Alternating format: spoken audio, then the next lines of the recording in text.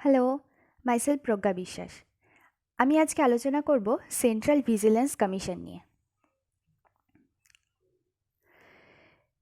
তো central vigilance commission বলতে আমরা যেটা সবার প্রথমে দেখব যে এই কমিশনটা কিভাবে তৈরি হলো। 1962-তে একটা কমিটি গঠিত হয়েছিল অন প্রিভেনশন অফ করাপশন। করাপশনের বিরুদ্ধে করাপশনকে দমন করার জন্য একটা কমিটি গঠিত হয়েছিল। কমিটির নাম ছিল সান্থানাম কমিটি। শ্রী কে সান্থানাম কমিটি ছিল। এটা 1962-তে তৈরি করা হয়। এই কমিটি 1964-এ তার রিপোর্ট পেশ করে এবং সেই রিপোর্টের ভিত্তিতে সেন্ট্রাল ভিজিলেন্স কমিশন গঠিত হয়। সেন্ট্রাল ভিজিলেন্স কমিশনের মূল কাজটা ছিল to advise and guide central government agencies in the field of vigilance. তার মানে কি, করাপশন সংক্রান্ত কোনো ইস্যু যদি তৈরি হয় সেই ব্যাপারটাকে তদারকি করাই ছিল এদের মূল কাজ। এরা কিন্তু মেনলি ভিজিলেন্সের কাজ করত, আর কিন্তু কোনো পাওয়ার এদের ছিল না। Legal status. তো লিগাল স্ট্যাটাসে আমরা সর্বপ্রথম দেখে নেব যে এইটাকে অ্যাপেক্স ভিজিলেন্স ইনস্টিটিউশন বলা হয়। এই কমিশন একটা অ্যাপেক্স ইনস্টিটিউশন। কেন অ্যাপেক্স? কারণ আমাদের নন কনস্টিটিউশনাল বডিজগুলোর মধ্যে অনেকগুলো এমন ইনস্টিটিউশন আছে যেগুলো কিন্তু ভিজিল্যান্স ইনস্টিটিউশন, অনলি ভিজিল্যান্সের কাজ করে। যেমন আমরা দেখেছি এনএইচআরসি, ঠিক আছে, national human rights commission, state human rights commission, এরাও কিন্তু ভিজিলেন্সের কাজ করে। কিন্তু যারা এই ভিজিলেন্সের কাজ করে তাদের মধ্যে এটাকে একটু বেশি পাওয়ার দেওয়া হয়েছে। এই কমিশন একটু বেশি, তুলনামূলক বেশি পাওয়ারফুল বলে একে অ্যাপেক্স ভিজিলেন্স ইনস্টিটিউশন বলেছে। নেক্সট হচ্ছে, আমি যেমন বললাম যে এটা একটা নন কনস্টিটিউশনাল বডি। তাহলে নন কনস্টিটিউশনাল বডি কিন্তু দুভাগে বিভক্ত, আমরা এটা জানি। নন কনস্টিটিউশনাল বডি কিন্তু দুভাগে বিভক্ত হয়। একটা হচ্ছে কি অ্যাক্টের মাধ্যমে তৈরি হয়, আর একটা রেজলিউশন পাস করে হয়। এবার যেটা অ্যাক্টের মাধ্যমে তৈরি হয় সেটাকে কি বডি বলে? সেটাকে বলে স্ট্যাটুটরি বডি। আর যেটা রেজলিউশনের মাধ্যমে হয় সেটাকে কি বলে? সেটাকে বলে নন স্ট্যাটুটরি বডি। ঠিক আছে, তাহলে এই যে কমিশনটা সিভিসি, এই কমিশনটা কিন্তু তৈরি হয়েছিল একটা এক্সিকিউটিভ রেজলিউশনের মাধ্যমে। তো এই এক্সিকিউটিভ রেজলিউশনের মাধ্যমে যেহেতু এটা তৈরি হয়েছিল, তো এটার স্ট্যাটাস কি ছিল? এটা ছিল একটা নন স্ট্যাটুটরি বডি। আমি ছিল কেন বলছি? কেননা এটার পরবর্তীকালে সেন্ট্রাল ভিজিলেন্স কমিশন অ্যাক্ট 2003 সালে আর কি এসেছিল। এই অ্যাক্টটা পাশ হয়েছিল 2003 সালে। Central vigilance commission CVC act পাশ হওয়ার পর এটা কিন্তু স্ট্যাটুটরি স্ট্যাটাস কিন্তু পেয়ে গেল। ঠিক আছে, তার মানে এটা যখন সান্থারাম কমিটির রেকমেন্ডেশনে যখন এটা এস্টাবলিশড হলো একটা এক্সিকিউটিভ রেজলিউশনের মাধ্যমে, তখন এটা নন স্ট্যাটুটরি বডি ছিল। তো পরবর্তীকালে যখন 2003 সালে 1964 থেকে 2003 পর্যন্ত এটা কিন্তু নন স্ট্যাটুটরি স্ট্যাটাস হোল্ড করতো, কিন্তু পরবর্তীকালে যেই এই একটা পাস হলো তেমনি এটা কিন্তু স্ট্যাটুটরি স্ট্যাটাস স্যার তকমাটা পেয়ে গেল। ঠিক আছে, এই কনস্টিটিউশন ছিল free from any control and executive. এইটা কমপ্লিটলি একটা ইন্ডিপেন্ডেন্ট বডি ছিল। এটা গভর্নমেন্ট অর্গানাইজেশন ছিল, কিন্তু এটা কমপ্লিটলি ইন্ডিপেন্ডেন্ট বডি ছিল। ঠিক আছে, নেক্সট আমরা দেখে নিই এর রোল। আমরা বলেছি যে এটা একটা অ্যাপেক্স ইনস্টিটিউশন, গভর্নমেন্টাল বডি ছিল। আচ্ছা, এটা অ্যান্টি করাপশন ওয়াচডগ হিসাবে কাজ করতো। আমরা এই ওয়াচডগ কথাটা কিন্তু ন্যাশনাল হিউম্যান রাইটস কমিশনের ক্ষেত্রেও কিন্তু আমরা ব্যবহার করেছি। ওয়াচডগটা কি? কোনো ঘটনা ঘটেছে, কোনো হিউম্যান রাইটস ভায়োলেট হয়েছে কিংবা কোনো করাপশন হয়েছে, সেই বিরুদ্ধে সেইটার বিরুদ্ধে কিন্তু শুধুমাত্র ভিজিল্যান্স করাটাই হচ্ছে তাদের কাজ। সেটা নিয়ে তদারকি করবে, সেটা নিয়ে বিভিন্ন রকমের প্রমাণ জড়ো করবে, এই ব্যাপারটাকে এক্সিকিউট করাই হচ্ছে এদের কাজ। এদের কিন্তু আর বিশেষ কোনো পাওয়ার থাকে না, ঠিক আছে? তো সেই অ্যান্টি করাপশন ওয়াচডগ হিসেবে এটা কাজ করে। এছাড়া মানে এটা কিভাবে করে, অ্যাড্রেস গভর্নমেন্টাল করাপশন, সেটা যদি গভর্নমেন্টের ভেতরেও কোনো করাপশন হয় সেটাও হতে পারে, বা বাইরে কোনো করাপশন হয় সেটাও হতে পারে। Monitoring all vigilance under the central গভর্নমেন্টের আন্ডারে সমস্ত কিছু ভিজিলেন্স করে। advising various authorities in central government organization in planning, executing, reviewing and vigilance work, ঠিক আছে? and it has the status of an autonomous body, তার মানে আমি আগেও যেটা বলেছি যে এটা গভর্নমেন্টাল অর্গানাইজেশন হতে পারে, কিন্তু এটা একটা কিন্তু অটোনোমাস বডি হিসেবেই কিন্তু কাজটা করে। আচ্ছা, এবার ফাংশনস। তো ফাংশন বলতে মেন কথা যেটা বলতে হয় যে CVC receive complaints on its corruption and misuses of office and to recommend appropriate action.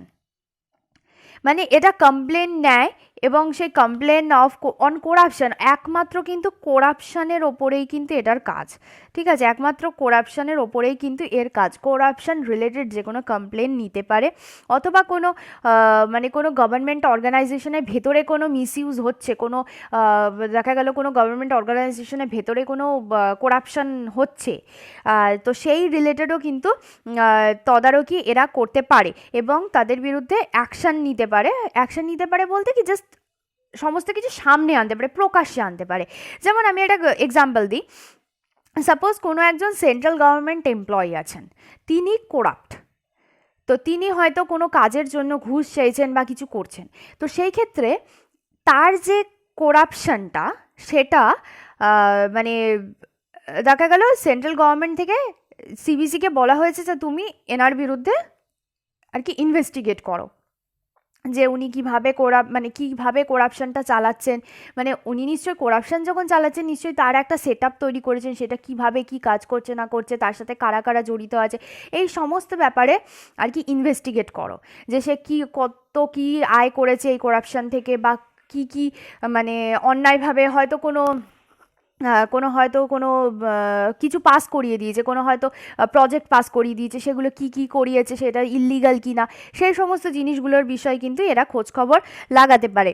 এছাড়া সেটা বলবো যে এই যে ইনকোয়ারিটা, সেই ইনকোয়ারির সাপোজ যদি কোনো কমপ্লেন আসে কোনো অল ইন্ডিয়া সার্ভিসের র্যাঙ্ক হোল্ডার, সাপোজ আইএএস কিংবা আইপিএস কিংবা আইএফএস, এনাদের বিরুদ্ধেও যদি কোনো কমপ্লেন্টস আসে, তো সেই কমপ্লেনও কিন্তু তদারকি করার কিন্তু ক্ষমতা সিভিসির হাতে আছে, ঠিক আছে? এছাড়া আরও একটা জিনিস হচ্ছে যে সিবিআইকে তার তদন্তে সাহায্য করতে পারে। Like CBI prevention of corruption act 1988, আমি কি বললাম, প্রিভেনশন অফ করাপশন অ্যাক্ট 1988 এর আন্ডারে যেই করাপশনগুলো মানে করাপশন সংক্রান্ত যে সমস্ত তদারকি চালায়, সেই তদারকিতে এরা মানে সিভিসি কী করে, সুপারিনটেন্ডেন্টের ভূমিকা পালন করে, ঠিক আছে? এছাড়া কি করতে পারে, সুপারিনটেন্ডেন্স করা ছাড়াও সে ডাইরেকশন দিতে পারে সিবিআইকে, ডাইরেকশন সিবিআই নিতে পারে। আচ্ছা, এছাড়া যেটা হয় এটা হচ্ছে ইনভেস্টিগেশন প্রসেসকে রিভিউ করতে পারে, ইনভেস্টিগেশন প্রসেস কিন্তু রিভিউ করতে পারে। আর করতে পারে কি, যে সমস্ত পেন্ডিং অ্যাপ্লিকেশনগুলো রয়েছে সেই পেন্ডিং অ্যাপ্লিকেশনগুলোকেও কিন্তু রিভিউ করার ক্ষমতা সিবিসির হাতে আছে, সেইগুলোকে রিভিউ করার ক্ষমতা সিবিসির হাতে আছে। কেননা কোনো পেন্ডিং অ্যাপ্লিকেশন, সাপোজ কোনো একটা কমপ্লেন জমা পড়েছে, এবার সেই কমপ্লেনটা নিয়ে অনেক দিন কোনো কাজকর্ম হচ্ছে না, তো সেইটার কাজ কতদূর কি এগোলো না এগোলো সেটা দেখার জন্য, সেটা নিয়ে ইনভেস্টিগেশন কতদূর কি এগোলো না এগোলো সেইগুলো দেখার কিন্তু দায়িত্ব সিবিসি কে দেওয়া হয়েছে। এছাড়া সিবিসি অ্যাডভাইস দেওয়ার কাজ করে। কাকে অ্যাডভাইস দেয় কাকে, হচ্ছে সেন্ট্রাল গভর্নমেন্টকে অ্যাডভাইস দেয়। সাপোজ সেন্ট্রাল গভর্নমেন্ট কোনো কারণে জিজ্ঞাসা করছে যে এইখানে এই লোকটা এরমভাবেই করাপশন করতে চেষ্টা করছে বা করছে, তো তাকে আমরা কিভাবে ট্যাকেল করব। মানে কমপ্লেন শুরু হওয়ার আগে একটা প্রাইমারি স্টেজ থাকে না, যে মানে চেষ্টা করা হয় যে যদি এটাকে দমন করা যায়, তারপরে যদি না হয় দেন তো কমপ্লেনের কথা চলে আসছে পরবর্তীকালে। কিন্তু সেই স্টেজে গিয়ে অ্যাডভাইস নিতে চাইলেও কিন্তু সেন্ট্রাল গভর্নমেন্টকে বিভিন্ন কাজে অ্যাডভাইস দিতে পারে। আচ্ছা, নেক্সট হচ্ছে কি যে লোকাল কোনো পার্সন, লোকাল এই যে আমরা বলছি পার্সনও person can approach to CVC, মানে কোনো একটা পার্সন, সে সাপোজ তার কাছে কোনো ইনফরমেশন আছে যে কোথাও একটা বিশাল কোনো ইলিগাল কাজ চলছে বা কোথাও একটা করাপশন সংক্রান্ত কোনো কাজ চলছে, তার কাছে ভ্যালিড এভিডেন্স আছে, পুরো মানে অথেন্টিক একটা খবর, সেই সমস্ত বিষয়গুলো সে যদি চায় সিভিসিকে বলবে এবং সিভিসির আর কি ইনভেস্টিগেশন চালাবে, তো সিভিসি কিন্তু সেই অনুযায়ী ইনভেস্টিগেশন চালাতে পারে। ঠিক আছে, নেক্সট আমরা দেখে নেব এর কিছু কম্পোজিশনস, মানে সিবিসি যেটা তৈরি হয়েছে সেটাই সিবিসির মধ্যে কারা কারা রয়েছে। তো সিবিসির মধ্যে একজন থাকেন central vigilance commissioner, central vigilance commissioner থাকেন একজন, এবং অবশ্যই তিনি চেয়ারম্যান হন, এবং তাছাড়া দুজন ভিজিলেন্স কমিশনার থাকেন, নর্মাল ভিজিলেন্স কমিশনার থাকেন। ঠিক আছে, তার মানে সিবিসিতে মোটামুটি 3জন মেম্বার থাকেন মেইনলি। আচ্ছা, এনারা কিন্তু অ্যাপয়েন্টেড হন বাই দ্য প্রেসিডেন্ট এনাদের অ্যাপয়েন্ট করতে পারেন on recommendation of a committee. সেই কমিটিতে কারা কারা থাকে, সেই কমিটিতে থাকে প্রাইম মিনিস্টার, হোম মিনিস্টার এবং অপোজিশন লিডার অফ লোকসভা। ঠিক আছে, prime minister, home minister and opposition leader of Lok Sabha, এনারা কিন্তু এই মানে কমিটি মেম্বারদের কিন্তু নির্বাচন মানে অ্যাপয়েন্ট করার জন্য কিন্তু প্রেসিডেন্টকে মানে আর কি নাম রেকমেন্ড করেন। নেক্সট হচ্ছে টার্মটা কি? টার্ম হচ্ছে যে 4 বছর অথবা 65 ইয়ার্স। এটা কীরকম হলো, 4 বছর অথবা 65 ইয়ার্স, তার মানে হচ্ছে যে এই মেম্বারদের কার্যকাল সর্বোচ্চ 4 বছর হয়, তারা সর্বোচ্চ 4 বছর অবধি তাদের নিজস্ব পদে অধিষ্ঠিত থাকতে পারেন, অথবা তাদের বয়স সীমার 65 বছর তাদের বয়সে যদি সর্বোচ্চ সীমা 65 হয়ে যায়, তাহলে পরে কিন্তু তাকে রিটায়ারমেন্ট নিতে হয় বা হয়ে যান তিনি রিটায়ার। আর একটা জিনিস এখানে বলার আছে যে এনারা একবার রিটায়ার হয়ে গেলে কিন্তু আর অন্য কোনো সেন্ট্রাল বা স্টেট গভর্নমেন্টে কিন্তু ওনারা মানে আর কোনো পোস্ট হোল্ড করতে পারেন না। ঠিক আছে, আচ্ছা, এই রিলেটেড আমি একটা ইনফরমেশন ছোট্ট করে দিয়ে রাখি, যে আমাদের বর্তমানে যিনি সেন্ট্রাল ভিজিলেন্স কমিশনার রয়েছেন তার নাম হচ্ছে মিস্টার সঞ্জয় কোঠারি। এই মিস্টার সঞ্জয় কোঠারি সিবিসি হিসাবে বর্তমানে নিযুক্ত হয়েছেন, কিন্তু এই সিবিসি পদটা লাস্ট ইয়ার জুন থেকে খালি ছিল এই সিবিসি পদটা। তখন যিনি ভিজিলেন্স কমিশনার ছিলেন মিস্টার শরৎ কুমার, তিনি এই পোস্টের ইন্ট্রিম চার্জে ছিলেন। ঠিক আছে, তো এবার ব্যাপারটা হচ্ছে যে এই যে অ্যাপয়েন্টমেন্ট হয়েছে এনার, সেটা নিয়ে কিছু মানে কনফ্লিক্ট আছে, মানে সেটা নিয়ে কিছু মানে ঠিক মানে সকলের মত অনুযায়ী এটা হয়নি। মানে ব্যাপারটা কি হয়েছিল, এই যে কমিটি এনাদের মানে অ্যাপয়েন্ট করার জন্য রেকমেন্ড করেন, তো তার আগে এই কমিটির কাছে নামগুলো পৌঁছানোর আগে কিছু স্টেপস আছে, সেই স্টেপসগুলো একটু আমি বলে নিতে চাই। সেটা হচ্ছে একটা সিলেকশন কমিটি তৈরি হয়। সিলেকশন কমিটি করে কি, যেই মনোনয়নগুলো জমা পড়বে সেই মনোনয়নগুলোকে সিলেক্ট করবেন। তারা সিলেক্ট করে একটা মানে সাপোজ 1 জন কিংবা 2 জন কিংবা 3 জনের নাম মানে ওনারা রেকমেন্ড করবেন, মানে অ্যাপ্লিকেশন থেকে শর্টিং করবেন। মেন কথা হচ্ছে শর্টিং করে কয়েকজনের নাম আর কি তারা রেকমেন্ড করবেন। এই যে কয়েকজনের নামটা রেকমেন্ড করবেন, এটা পাঠাবেন কার কাছে? হাই কমিশনের কাছে, মানে এই কমিটির কাছে পাঠাবেন। এই সিলেকশন কমিটি এই নামের রেকমেন্ডেশনগুলো এই কমিটিতে পাঠাবেন। এই কমিটি তখন করবে কি, এই কমিটি তাদের মধ্যে থেকে বাছাই করবে, বাছাই করে একটা নাম প্রেসিডেন্টকে দেবে, একটা নাম দেবে প্রেসিডেন্টকে, প্রেসিডেন্ট তাকে ভিজিলেন্স কমিশনার হিসেবে নিযুক্ত করবে। এই হচ্ছে প্রসিডিওর। তো এবার এই প্রসিডিওরের মাঝখানে যেটা ব্যাপার ঘটেছে, যেটার জন্য আর কি মেনলি কনফ্লিক্টটা রয়েছে, সেটা হচ্ছে যে মিস্টার আচ্ছা আমি আগে বলে নিই যে লোকসভার যিনি লিডার আছেন, অপোজিশন লিডার আছেন, তার নাম মিস্টার অধীর রঞ্জন চৌধুরী। উনি করেছেন কি, যে মানে এই যে মিস্টার কোঠারিকে নিযুক্ত করা অ্যাপয়েন্ট করা হয়েছে না, তো মিস্টার কোঠারির অ্যাপয়েন্টমেন্টে তিনি কিন্তু এগ্রি করেননি। কারণ তার মতে এই যে সিলেকশন প্যানেলে যে নামগুলো জমা পড়েছিল, যে মনোনয়নগুলো জমা পড়েছিল, তার মধ্যে মিস্টার কোঠারির নাম ছিল না। মিস্টার কোঠারির নাম পরবর্তীকালে এই স্টেজে এসে ঢোকানো হয়। এটা গেল প্রথম কথা। তাহলে যিনি মনোনয়ন জমা দেননি তিনি কেন ইলেক্টেড হবেন, মানে অ্যাপয়েন্টেড হবেন? এটা ছিল তার প্রথম বক্তব্য। দ্বিতীয় আর একটা জিনিস হচ্ছে যে এই যে নামগুলো যেখানে ছিল, 1 2 3 বা হোয়াট এভার যাই ছিল না কেন, এখানে একজনের নাম ছিল, তার নাম হচ্ছে রাজীব কুমার। রাজীব কুমার, এই মিস্টার রাজীব কুমার, ইনি এইখানে এই অবধি তার নাম পৌঁছেছিল, ঠিক আছে। কিন্তু এই মিস্টার রাজীব কুমার নিজেই সিলেকশন কমিটির একজন মেম্বার ছিলেন। তার মানে যিনি মনোনয়ন দিয়েছেন তিনি নিজেই সিলেকশন কমিটির অলরেডি মেম্বার।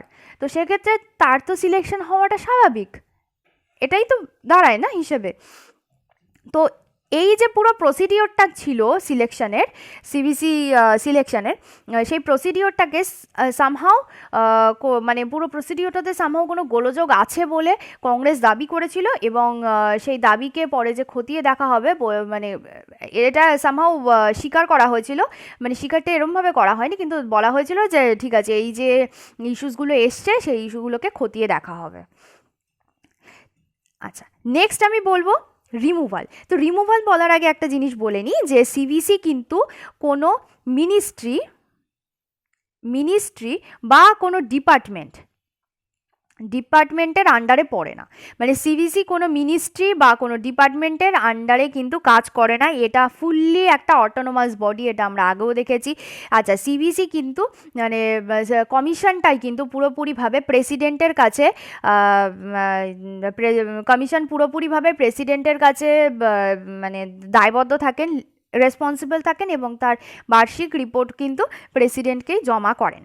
ঠিক আছে, রিমুভাল বলতে হলে পারে যেটা বলতে হবে যে প্রেসিডেন্টের হাতেই ক্ষমতা আছে এনাদের রিমুভ করার। তো বিভিন্ন কাজে রিমুভ করতে পারেন, যদি অ্যাডজাস্ট অ্যান্ড ইনসলভেন্টের কেসেও তাকে রিমুভ করা যেতে পারে, অথবা তিনি যদি কোনো মানে কোনো অন্যায় বা কোনো মানে দোষী সাব্যস্ত হয়ে থাকেন, কনভিক্টেড হয়ে থাকেন, তাহলে পরে তাকে করা যেতে পারে। অথবা সে তার টার্ম অফ অফিসে, মানে during his term of office সে যদি কোনো মানে পেইড এমপ্লয়মেন্টে যুক্ত থাকে, তবে তাকে রিমুভ করা যেতে পারে, তবে তাকে রিমুভ করা যেতে পারে। আচ্ছা, এছাড়া যেটা